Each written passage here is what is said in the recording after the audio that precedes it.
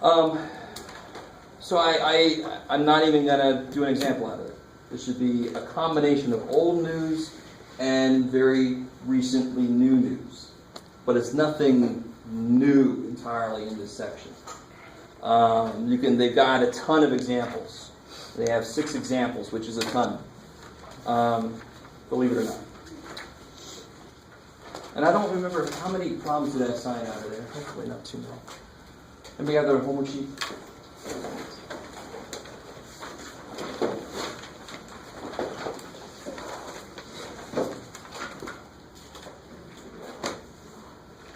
Oh yeah, I went crazy. So 3 through 12, 15 through 50, which is 8 problems. So not too many.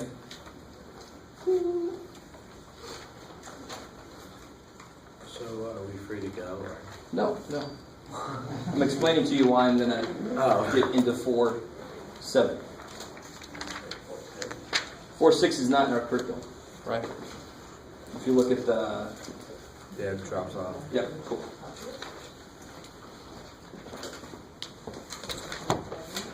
Okay. So I do want to do just a little bit out of 4-7, and then I'll let you guys go home.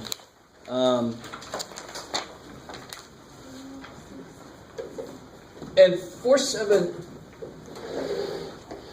I don't know if those of you who had me for pre-calc, do you remember pre-calc optimization problems? So let's recall. Remember the good old days when it was just pre-calculus. Pre-calc optimization problems. And I know the minute I say something, you guys are going to remember this. Like the fenced area next to the river. Yep. And you'll find the maximum area, right? Every single function came out to be a quadratic, and if it didn't, they said use your graphing calculator to find it, right? Because a quadratic, of course, where was its maximum?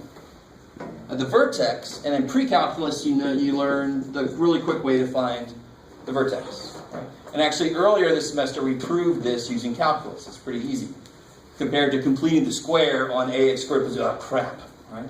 Calculus makes this easy because calculus is all about finding slopes, and then I can just set it equal to 0. So when you hit a function in pre-calc that looked like this, the book just said, screw it, just use your graphing calculator and find the maxes and the mins. Well, now we're all about finding the maxes and the mins. So as long as I can get my function put together, I can just take its derivative, find the maxes and mins. How do you make sure it's a max or a min? You can do the sign diagram, you can do the second derivative test, whatever the hell you want to do. So this is just applying those derivative ideas that we've already learned. So let's do at least one example problem.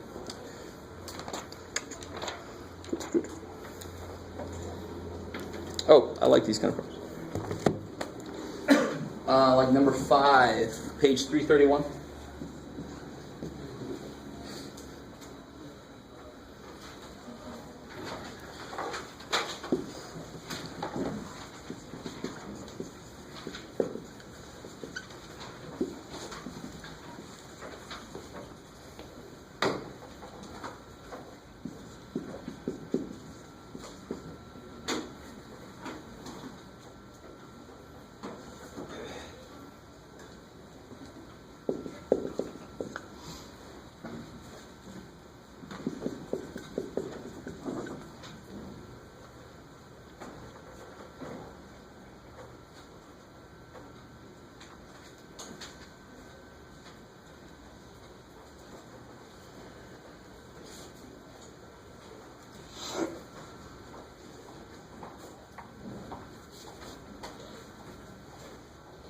So a really good idea is to draw a really rough sketch of what's going on here.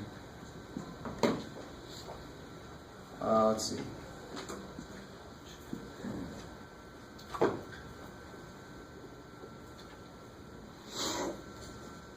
I'm only going from -1 to 2. Let's see, 2 would be 4. So that's about right. That's about right. Good. So I want to know the maximum vertical distance, which would be, just an example would be back.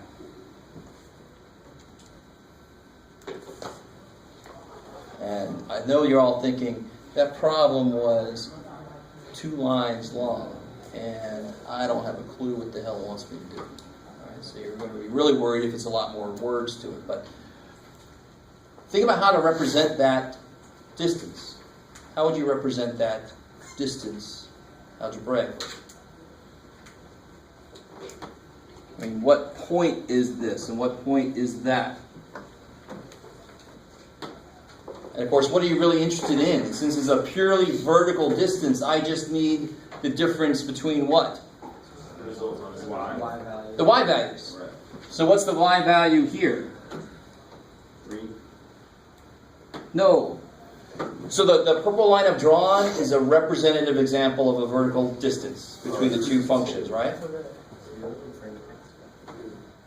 So again, what's this input here? I don't know. Call it A. X. So what's this output there? X squared. Or X plus 2. X plus 2. And what's the output there? X squared. X squared. So what's the distance between them?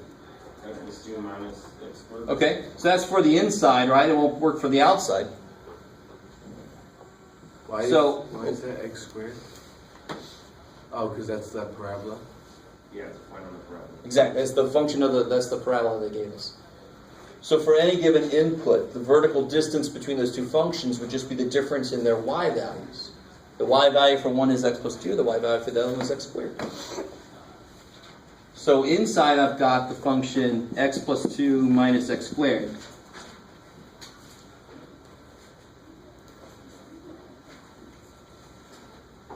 So that's the function that's one function I'm trying to maximize, right? Why would you subtract it? Oh, because you're trying to find the distance between The distance between the two, exactly. Cool.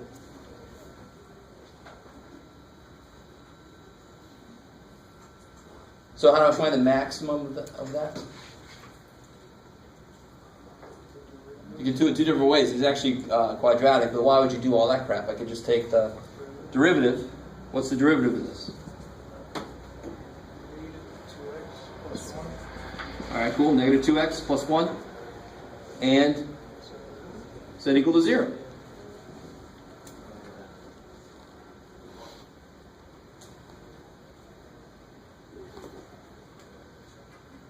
So what do you get? 1/2.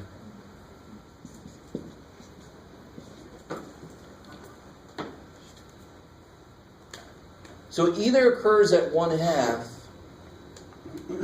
Where else might it occur? Because what was I just saying about that? That at deals this with the inside.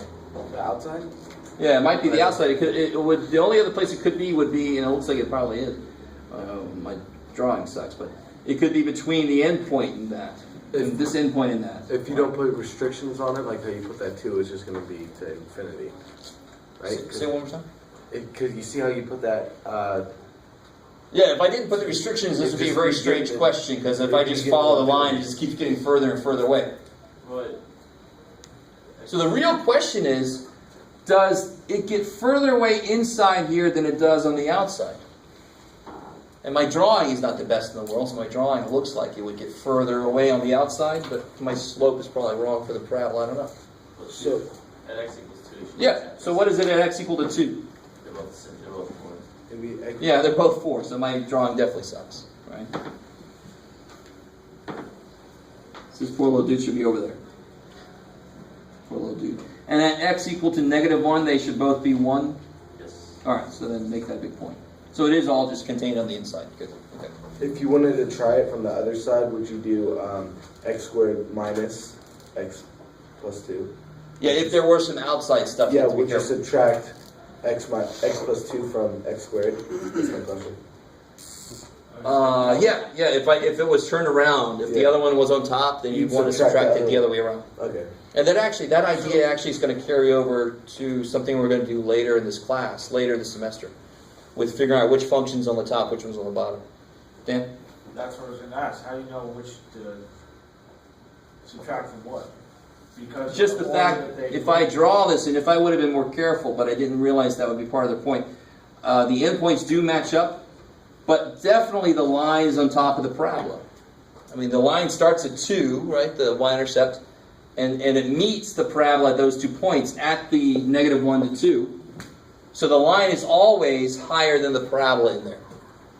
That part I could tell from my crappy You're graph. saying whatever graph has the higher y-intercept? No, it's because the y-intercept, the parabola is way down there. And then the parabola has a chance to get above it, but my domain stops there. So the parabola is always below the line. So if that was y equals negative x squared, and y equals x minus 2, or whatever, that would flip that over. You just, whatever situation you're in, whichever one's on the top versus the bottom, that's how you want to do the subtraction. Top in relation to the y-axis. Yeah, that was my question. Top in relation to each other, period. Right? So even if it was down here, that one is still on top of that one. Flip it upside down. It would be this minus that. But flip it upside down. Then you would do x squared. Yes, if it was this, Okay. then that's on top of that. Okay. So it's no memorization of situations or anything, just look at what you got. So at 1/2, I don't even have to really check that out. Even from my crappy ass graph, I can see that at 1/2 it should be the biggest. It's a critical number. It's either going to be the smallest or the biggest, or it's just going to be somewhere. And it looks like it meets here and it meets there, so that must be a maximum in the middle. Yes, sir. Is it just coincident that that works out if you do it the other way too? If you put x squared minus x plus 2, and you work it out. Not really, because you're going to make it equal to 0. But I'm just trying to be more careful, because later we're going to have situations where it's not going to be assumed to be equal to 0. Right? Oh. So it depends. Then the top and the bottom one really matters. So in this case, I'm going to set it equal to 0 anyway. Who cares what I subtract and add? Okay. So how can I officially check this out?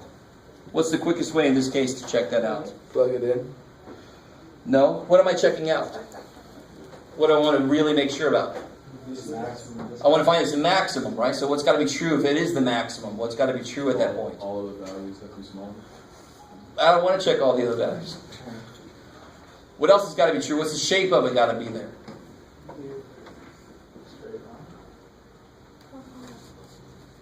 It's got to be concave down, right? All right. And how do I figure out the concavity of this thing? And what's d double prime? And so that means that this function is always concave down, negative concavity, right? So it's concave down. That verifies that at any point then it's got to be concave down. That's definitely a max then. So what is that maximum distance? I can't remember if they even asked that question. You just plug that into the distance formula. Right, just plug that 1/2 in and then figure out what that is.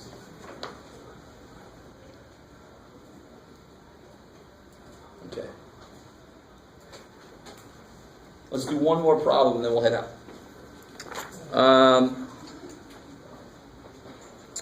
Oh yeah, let's try this one.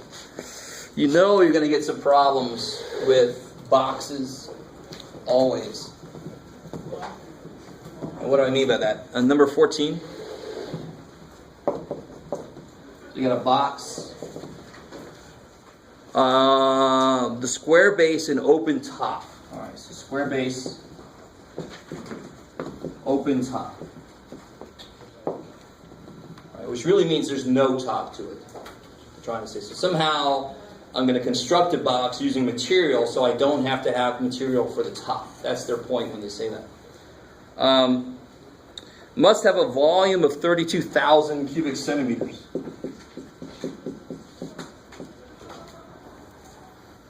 Find the dimensions of the box that minimize the amount of material used. Right? Find the minimum material used. The dimensions that make that happen. So a decent first step. Draw a box. I like it. You're actually right. So a decent first step is to draw a box. So I've got my open top. So that's open, these sides. So what's the other important thing that they've told me? It's open top. Open top, that's cool. It's square, so all sides are gonna be the same. Square base, so yeah, all the sides are the same. The base sides are the same. What's this? Don't know, so I'm going to call it H maybe for height, right? Or Y, doesn't matter. Let's give it any letter name you want. Wait, shouldn't that be X because it's a square? Say again? Square base. Square base. Oh, square base. So as long as the bottom can be, it can be way up here. So what's the very first restriction I can write down here? What is it that they've told me?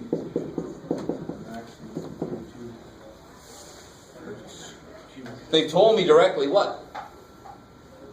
The volume. I know exactly what the volume is. So what's the volume from the shape I've drawn? What's the volume?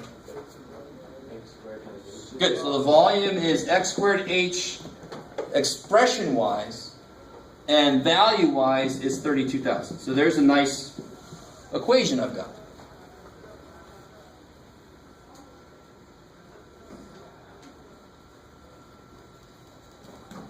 Now, what do they ask me about?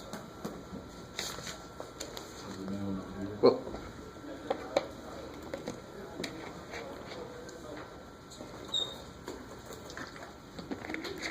Yeah, I want to minimize the amount of material I use, right? So what does that really boil down to with this box then? Surface area. I want to minimize the surface area of this. I want to get the maximum inside volume with the minimum outside surface area, right? So they ask me about surface area.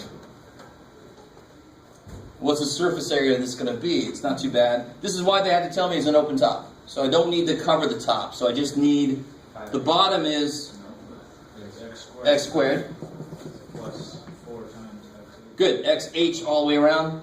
So 4xh. Now I don't want to try to make this into some kind of related rates problem. So I don't want a function that I have to max or min to have multiple variables in it. I want it to have a single variable, and that's why they tell me something. They tell me the volume has got to be that. So what can I use that for? your x squared and 32,000. Be more specific? H equals Yes, all right. x squared minus 32,000. No. H equals x squared. Stop it. 2,000 divided by Yeah, divide by x squared, right? So I get my surface area is x squared plus 4x times 32,000 over x squared.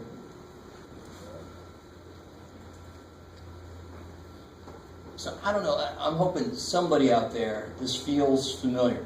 This is pretty much exactly the kind of problem you would get in pre-calculus. You might have gotten exactly this kind of problem. In fact, I had a problem almost exactly like this in one of the tests I gave. But the problem at the end, I would say, use your graphing calculator to get the answer. Whereas here, we don't need to. Right? How does this thing simplify?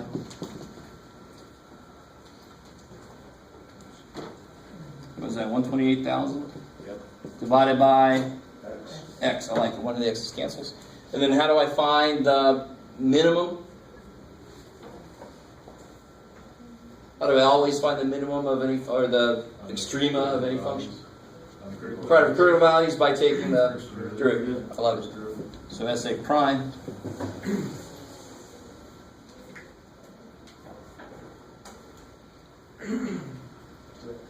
Yep, 2x. Yep. X squared. Beautiful, because x is negative 1, makes the sign change and goes to x squared on the bottom. Right, so anything over x, it just becomes negative whatever over x squared. Bam. You start to get these little patterns of derivatives. And I want to do what with that, of course? Find a negative 0 so I can get the critical numbers, and then I can investigate them. So if I set this thing equal to 0, how do I solve that?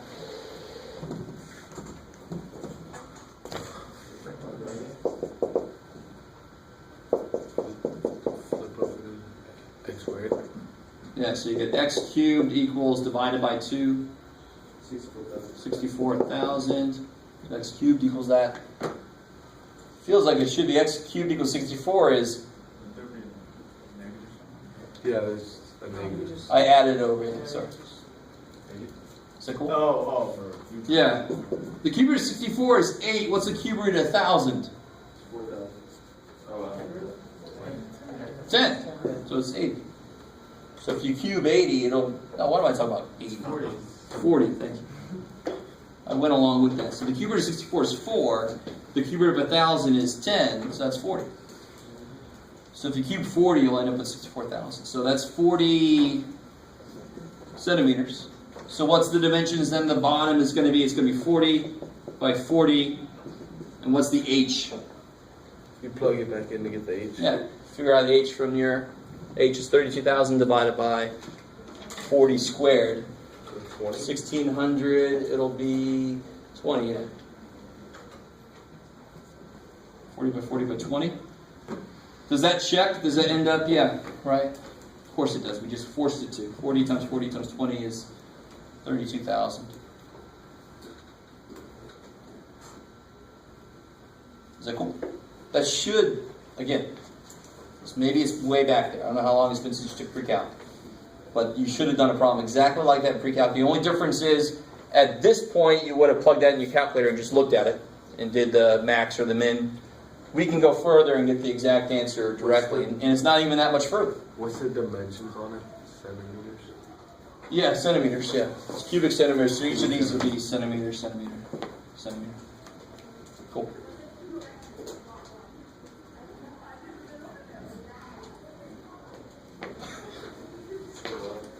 All right. So all you guys got to do is to try these out and then come back with some questions. Is all the distances to use like that first one we did in this section, it's all absolute. Real quick, before I forget, sorry.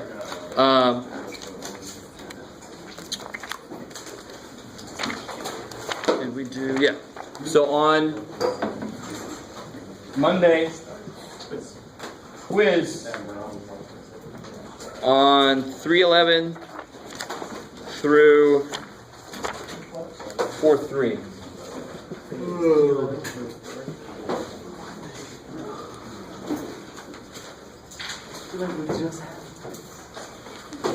Yeah, we just had a test. It's crazy. Sorry, question.